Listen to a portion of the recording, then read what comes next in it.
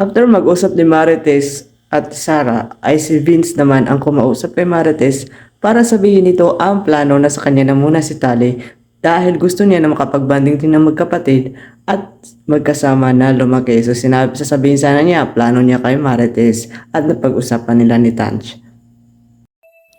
Tita Tess, kailan po ba kayo uuwi sa Butuan ni Davi?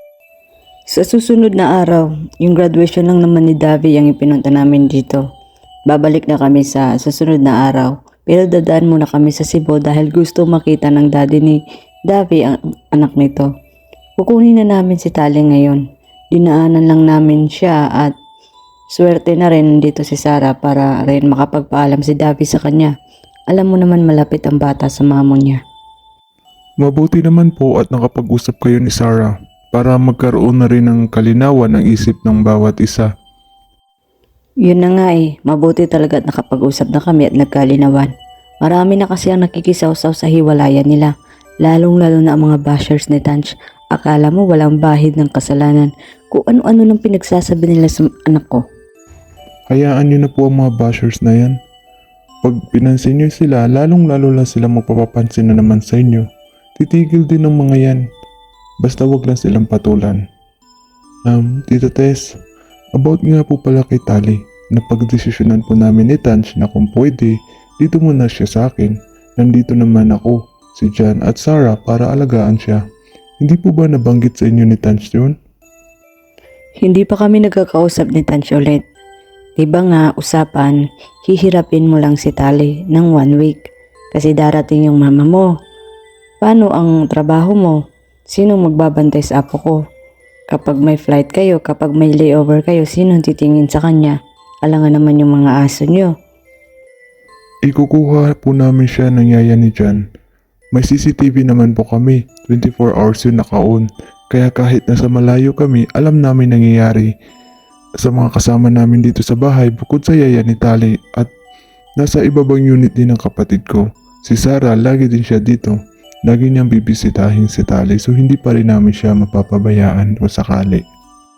Kakausapin ko muna si Tanch.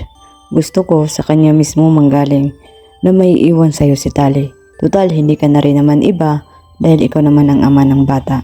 Minsan nga naiisip ko kung bakit hindi apelido mo na lang ang dalhin ng bata. Total, ikaw naman ang kanyang ama. Subalit ayaw ito ng anak ko, ayaw ni Tanch kaya irerespeto ko na lang ito. Bahala na kayong dalawa bilang magulang ni Tali na pag-usapan ang setup niyo sa bata. Mamaya, pagpunta namin kinali, tatawag yun. Gusto ko ng confirmation na pumapayag siya na dito si Tali. Alam mo naman Vince na gusto kita. Hindi muna namin isasama si Tali dito para makasama mo pa siya. At pag di pumayag si Tanch, sorry pero babalikan namin siya bukas. Pero sana nga, totoo yan sinasabi mo. Since gusto ko rin naman lumaki ang apo ko na nandyan ka bilang ama niya. Sige po Tita Tess, mag-usap na lang muna kayo ni Tanch about kay Tali. At saka isipin nyo, pabor po sa inyo yun na nandito si Tali. Maasikaso nyo ang mga business nyo sa Butuan. Gusto ko rin kasing magbanding sila ni Amara habang nandito pa siya sa Pilipinas. At tungkol naman po sa apelyido, hindi ko po na naisin o papangarapin na dalhin ni Tali ang apelyido ko. Kung si Tali lang, kung maaari kasama rin si Amara, subalit ayoko pong pangunahan ang mga mommies about sa mga bata. Kahit sa man po ang gulo, may agreement po kami at nare-respeto ko po yun at nagpapasalamat nga po ako tulad ng dati na Garcia ang dala ng apelido ni Tali dahil mabuting tao po ang mga Garcia. Si Marites ay hindi basta-basta pumayag. Kailangan muna niya ng kasiguraduhan at kailangan niya ng confirmation mula kay Tanch. So bago niya iwan si Tali kay Vince na tuluyan ay kakausapin muna niya si Tanchele. Habang nag-uusap nga si Marites at si Vince ay nag-uusap naman si Lee at saka si Sarah, ang dating kaibigan ng Tara, at sinabi nito ang mga kanilang hinanakit at sa biglaang ang baganap na nangyaring hiwalayan kina Tanchele at Sarah. At sinabi rin ni Sarah na mananatili ang kanilang pagkakaibigan. Tatlo, hindi nakasali si Tanch dahil ayaw na muna niyang maging kaibigan si Tanch dahil gusto niya na maghinom pa na tuluyan ng kanyang mga sugat sa kanyang puso na iniwan ni Tanchele sa ginawa nitong panloloko. Hi Sarah, tagal na nung huli tayong magkita nung nandito pa kayo ni Tanch sa Pilipinas. Tagal na rin yung huli natin banding no, ni na May. Sinong mag-aakala na magkikita tayo ulit sa ganitong paraan ninyong dalawa? Oo nga eh. Kumusta na ba kayo ni May? Huwag kayong tutulad sa amin ni Tansha na walang forever. Laban lang. Patunayan nyo na may forever sa inyong dalawa. Dahil kung kami na failed sa inyo, sa tingin ko may forever talaga kayong dalawa ni May. Eto, okay lang naman kami. Going strong pa rin. Sana magtagal pa kami at magkaroon ng forever.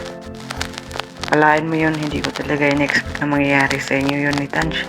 Kung kailan kasal na kayo at may mga babies na, doon pa nangyari to.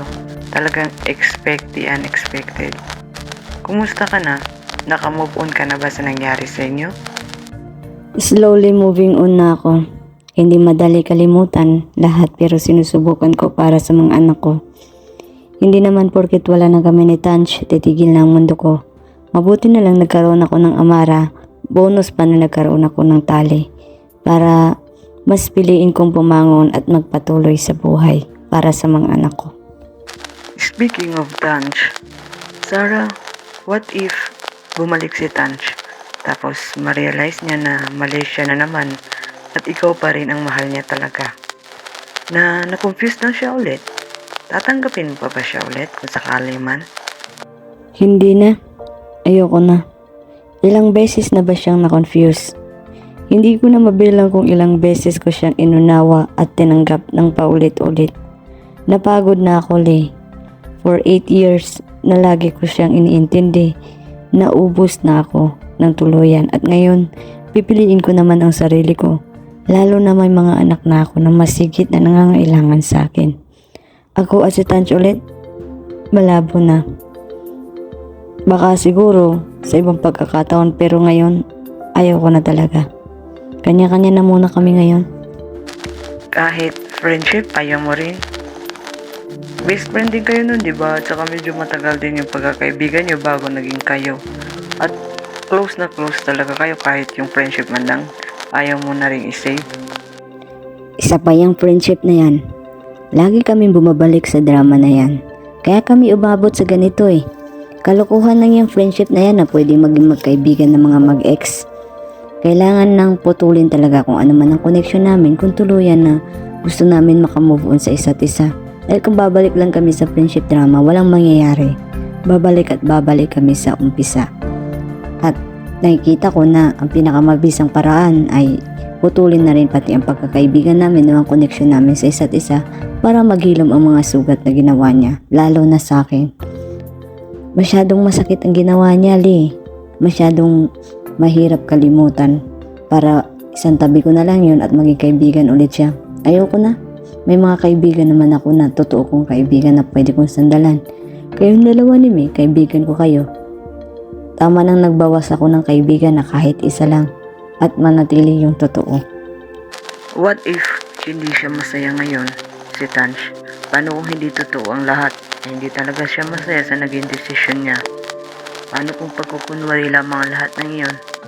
Paano kung kailangan kanya talaga, Sarah, para isalba siya kung nasan man siya ngayon?